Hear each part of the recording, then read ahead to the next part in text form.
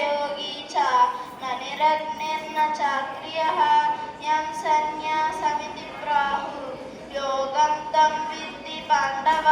न ह्यसन्न्यस्तसङ्कल्पो योगी भवति कश्चन